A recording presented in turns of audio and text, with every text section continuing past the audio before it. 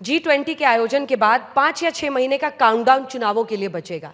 अविश्वास प्रस्ताव में हम लोगों ने आपका भाषण सुना और आप तो खैर ओवैसी जी हैं, एक को दुकानदार कह देते हैं, एक को चौकीदार कह देते हैं। झूठ नहीं कहा, सही कहा मैंने, बिल्कुल सही है। क्योंकि एक दोनों भी जो है, चाहे दुकानदारी या दुकानदार हो या चौकीदार मोहब्बत की दुकान खोल रहे हैं वो। हाँ, जो भी है। तो जब अगर मुसलमानों पर, ईसाइयों पर जुल्म होता है तो दोनों मुंह नहीं खोलते, दोनों एक लोग मुंह नहीं खोलते। जब यूएपीए का कानून अमित शाह लेकर आए 2019 में, उसको और गंदा किया गया तो कांग्रेस ने सपोर्ट किया, दुकानदारों ने सपोर्ट किया, और उसी वजह से एक 83 साल का बूढ़ा जेल में मर गया, मौत की आगोश में चला गया। वो तड़पता रहा, बोलता रहा कि मुझे घर जाना है, मुझे एक सिपर दे दो, उसको नहीं मिला। तो ये बिल्कुल उनकी पॉलिटिक्स यही है। वो दुकानदार में मोहब्बत की बात करेंगे और उनके एक्स मुख्यमंत्री और मध्य प्रदेश के लीडर कहते हैं कि हिंदू राष्ट्र है भारत। तो यही तो इनका दोगलापन है, यही तो इनकी धोखा देते हैं उन तमाम भारत के लोगों को जो एक हकीकी मानों में प्लुरलिज्म, डाइवर्सिटी को मानते हैं। तो ये दोनों का एक सेटिंग है, दुकानदार की भी सेटिंग चौकीदार से, चौकीदार की भी सेटिंग दुकानदार से है। तो फिर जीते कौन 24 में? आपने तो सबसे बैर कर लिया। तो नहीं, क्या आपको हल क्या दिखता है? ओवैसी साहब पीएम बनेंगे क्या? नहीं, मैं ना दुकानदार हूँ बन सकता हूँ, ना चौकीदार बन सकता हूँ। मेरे मुकद्दर में लड़ना लिखा है, मैं लड़ता रहूँगा। मगर देश की जनता को ये देखना पड़ेगा कि क्या कोई तीसरा विकल्प आपके पास है या नहीं, और उस तीसरे ऑप्शन को देखने की बहुत ज़रूरत है। ये लोग तो खामोश बैठे हैं ना। नूह में इतने बड़े डेमोलिशंस हुए, कुछ नहीं बोलते। जुनैद नसीर के मरने के ऊपर राजस्थान में कांग्रेस की सरकार है 5 लाख, और कन्हैया लाल की मौत हुई जिसका हम पुरजोर कंडेम किया आपके प्रोग्राम में भी आकर, वहाँ पर 50 लाख और गवर्नमेंट की नौकरी। तो ये जो डबल स्टैंडर्ड्स हैं इन लोगों के, प्रैक्टिकली यही इन लोगों को एक्सपोज करता है। आप सिर्फ मुस्लिमों के हक की लड़ाई लड़ेंगे? नहीं, कहाँ मैं कह रहा हूँ मुसलमान। तो आपने पैसे का मतभेद कर दिया। देखिए मैडम, अगर भारत में जो डेटा है, चाहे वो एनएसएसओ का डेटा हो या फिर लास्ट सेंसस का डेटा हो या फिर सच्चर कमेटी हो, कुंडू कमेटी हो, इन तमाम ये बताते हैं कि दलित, मुसलमान, आदिवासी इस देश में सबसे पीछे हैं, और बाज़ मुकामात पर तो मुसलमान भी दलित से नीचे हैं। जैसा इंटर जनरेशनल ऑपरेबिलिटी जो है, अगर किसी मुसलमान के दादा 100 रुपये कमा रहे थे तो उनका पोता आज 50 रुपये नहीं कमा रहा है। ये मोदी जी का डेटा है, मेरा नहीं है, गवर्नमेंट का डेटा है। और दूसरे तमाम कास्ट हो, रिलीजन हो, वो प्रोग्रेस किए, गवर्नमेंट का डेटा है। इसको कोई इनकार ही नहीं कर सकता। इससे 3 दिनों तक अविश्वास प्रस्ताव चला, किसको फायदा हुआ? बहुत लोग मानते हैं कि सरकार को ही उसका फायदा हो गया। नहीं, पीएम ने 2 घंटे 13 मिनट बोला। बहुत मोदी जी ने तो ऐसा दिख रहा था कि हम बैठकर 2.5 घंटे का मुगल आजम देख रहे हैं, बोले जा रहे हैं। उसमें कुछ दमी नहीं था, माने नींद आ रही थी। हम समझे कि कुछ होगा, माने वो बोलते अच्छा है बाज़ वक़्त, मगर उस दिन तो ऐसा दिख रहा था कि वो पुराना रिकॉर्ड चल रहा है बेगम अख्तर का, बस वो कुछ नई बात नहीं थी उसमें। अच्छा बोलते हैं मोदी जी? नहीं, कभी कभी बोल देते हैं, मगर उस दिन तो माने सबको नींद आ रही थी। मैं खुद देखा, बीजेपी के जितने एमपीज बैठे थे, कोई सो रहा था, कोई मंत्री सो रहे थे, मेरी नहीं बात कर रहा हूँ, तो वो सो रहे थे। तो पहले तो हमने स्पीकर साहब के ऑल पार्टी मीटिंग में कहा था कि सर आप मणिपुर पे डिस्कशन करवाइए, प्राइम मिनिस्टर आए या ना आए। हमको मालूम था ये हम इसमें जाएंगे ट्रैप में, तब चले गए ये लोग, बड़ी पार्टीज ने कर दिया, तो फिर हमको भी देना पड़ा बीआरएस पार्टी के साथ नो कॉन्फिडेंस मोशन। लेकिन फायदा हो गया ना सरकार को। आप खुद ही कह रहे हैं कि ट्रैप हो गया, नहीं, अगर ट्रैप बन गया। नहीं, अगर गृह मंत्री बोले 2 घंटे से ऊपर। नहीं, अगर कोई ये कह रहा है कि बीजेपी को 2024 का रास्ता बिल्कुल साफ हो गया, मैं नहीं मानता हूँ। 24 का इलेक्शन आज भी ओपन है, और बीजेपी को अगर नहीं मालूम या मालूम तो ये उनको बात समझ में आ गई कि जो इस देश का गरीब है वो अब इस बात को महसूस करने लगा है कि मेरी आमदनी में कमी हो रही है और मुझे नौकरी नहीं मिल रही है। उसके बहुत से तकालीफ हैं, ये एक रियलाइजेशन पैदा हो रहा है। ये आसान चुनाव नहीं होने वाला है। जो लोग समझ रहे हैं, बीजेपी वाले समझ रहे हैं कि हम वो कर देंगे, नहीं, बहुत मुश्किल होगा इलेक्शन, आसान इलेक्शन नहीं होगा बीजेपी के लिए, और फाइट होगी। ओपन इलेक्शन अभी भी है। पीएम का भाषण आपको मुगले आजम लगा, राहुल गांधी का भाषण क्या लगा? वो तो बोल रहे थे कि दिल से बोले, अब वो नहीं मालूम, लास्ट नो कॉन्फिडेंस में तो जाकर मोदी जी से गले मिल लिए थे। हम डर रहे थे कि अभी अभी कुछ ऐसा ना कर दें, तो गनीमत नहीं किया उन्होंने।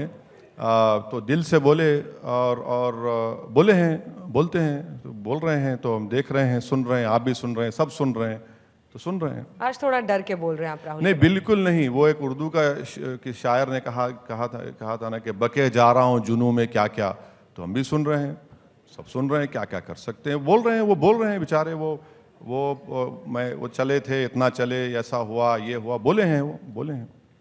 भारत जोड़ो यात्रा पर उनका फोकस था। हाँ बिल्कुल था।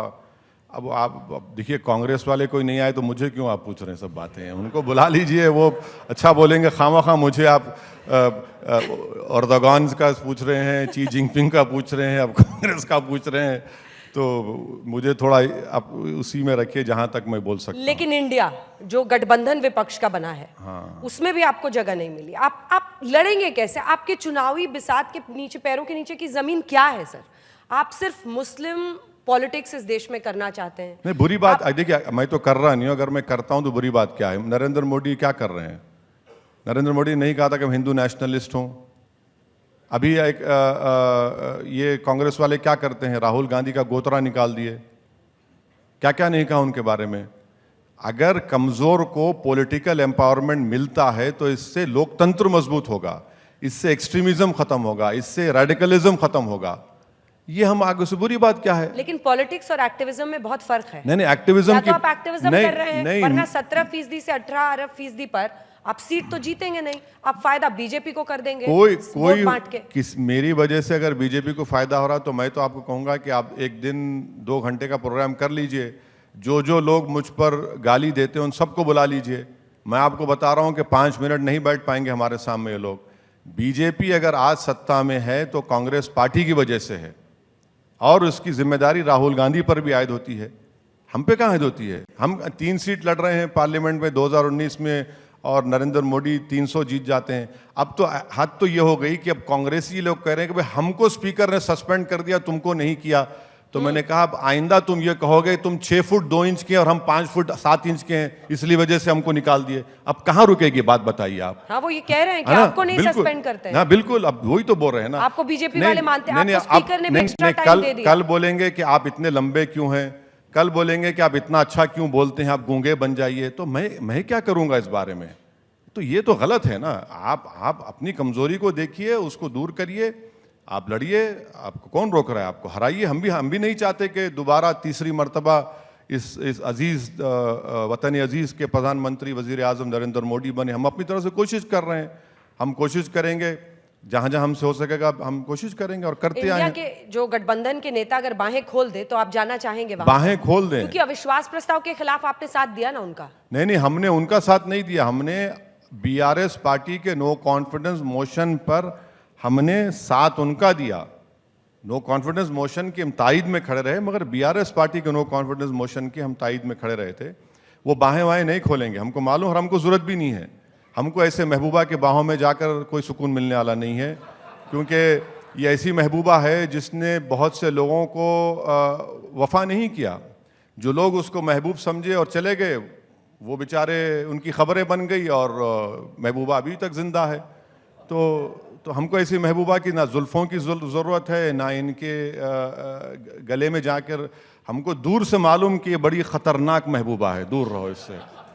एक तरफ महबूबा है तो दूसरी तरफ महबूब हैं, तो हमको दूर रहना चाहिए। लैला मजनू का खेल बहुत हो रहा है, तो अब हमको एहतियात करना है। अब दुकानदार की मोहब्बत है, एक तरफ चौकीदार के दावे हैं, तो अब इसमें हमको दूर रहने की ज़रूरत है। पर एक और समस्या है सर आपकी, जो मुझे दूर से नजर आती है, वो ये है कि मुस्लिम आपको तो महबूब मजनू सब मान लेते हैं, लेकिन जब वोट देने की बारी आती है तो उस क्षेत्रीय दल को चुन लेते हैं, जैसे यूपी में समाजवादी पार्टी को, बिहार में आरजेडी को, या नीतीश बाबू की पार्टी को। अभी आए थे ना मोहतरम, यहाँ से गए हैं, महाशय बोल के गए हैं। आपने सुना, उन्होंने आप सबको ज्ञान दिया, हम सुन रहे थे, बाहर बहुत आवाज़ें आ रही थी। तो खैर वो तो नाकाम साबित हुए। वो इतना वोट, मुस्लिम वोट उनको मिला, शायद ही उनकी पार्टी की तारीख में इतना वोट मिला होगा। उनको वोट मिला, मगर तब भी बीजेपी जीत गई। हम यही तो बात कह रहे हैं कि बीजेपी को हराने की जिम्मेदारी सिर्फ एक समुदाय पर नहीं है, मगर आज नहीं तो कल मुसलमान इस बात को समझ रहा है कि भैया ये जो गले में हमारे सांप डालकर हम नाचते हैं ना, वो नाचने की जरूरत नहीं है। आप इस सांप को निकालिए और उनके गले में डालिए, बोलिए अब आप नाचिए। ये इलेक्शन चुनाव आता है तो अब देखिए ये तो हो रहा है। ये भाषण आपका सुनते हैं, असद भाई करते हैं, लेकिन वोट उनको दे देते हैं। अगर सुनिए, और उसकी वजह क्या है? क्योंकि वो देखते हैं कि क्या आप बीजेपी को डिफीट कर सकते हैं, नहीं कर सकते हैं। वहीं पर बात अटकती है। 17-18% के साथ आप नहीं डिफीट कर सकते हैं। आपको अन्य जातियों के भी, आपको हिंदू वोट्स भी चाहिए होगा। फिर आप कन्हैया लाल को कितना मिला और के परिवार को कितना मिला और जुनैद के परिवार को कितना मिला, जब आप बोलेंगे तो आप एक समुदाय को हर्ट करते हैं। नहीं, हम बिल्कुल हर्ट नहीं कर रहे हैं। हम ये कह रहे हैं कि इक्वालिटी होनी चाहिए, यूनिफॉर्मिटी होनी चाहिए। इंसान चाहे हिंदू या मुसलमान हो, उसका क़त्ल होता है। अगर आप मज़हब के नाम पे कहेंगे कि इस मरने वाले की जान की कीमत ज़्यादा थी, उसकी कम थी, तो गलत है, वो गैर इंसानी बातचीत है। मुझे वोट नहीं मिल रहा है, मुझे मिलेगा वोट, और जिस दिन मिलेगा आप तमाम लोग चौकन्ना रह जाएंगे, क्या हुआ होगा वो। देखिए, एक पीरियड होता है, लोग तंग आ चुके हैं इन लोगों से, दोनों तरफ से तंग आ रहे हैं। कभी घरों को तोड़ दिया जाता है, तो कभी राजस्थान से किसी को किडनैप करके लेकर चले जाता है। तो इसमें तब्दीली आएगी। अब रहा सवाल कि कामयाबी, आप जो बार बार बोल रहे हैं हमको, मैडम देखिए, ज़िंदगी में जो है ना, बास चीज़ें प्रिंसिपल्स भी होते हैं, उसूल होते हैं। हम पॉलिटिशियन ज़रूर हैं, हो सकता है कि हम में कम प्रिंसिपल हो, मगर इतना तो हम जानते हैं कि हम जो लोग हमारे लिए वोट डालते हैं, इस उम्मीद पर वोट डालते हैं कि भैया कम से कम तुम जब खड़े होगे तो हमारी दर्द की, हमारी तकलीफ़ की, हमारे हक़ की तुम बात करोगे। तो वो कर रहे हैं। आज नहीं तो कल होगा, नहीं होगा तो कोई परवाह नहीं, कौन सा क़यामत में आ जाएगी। कम से कम हम ये गम लेके तो ख़बर में नहीं जाएंगे कि अरे हमने कुछ नहीं किया, कुछ नहीं बोला। हम कोशिश करेंगे, आज नहीं तो कल वो हमको ये लग रहा है कि जो नौजवान नस्ल है, पीढ़ी है, वो इस बात को अब महसूस कर रही है कि ये सब लोग हमको बेवकूफ़ बना रहे हैं, करते कराते कुछ भी नहीं है। अब देखिए चेंज आएगा।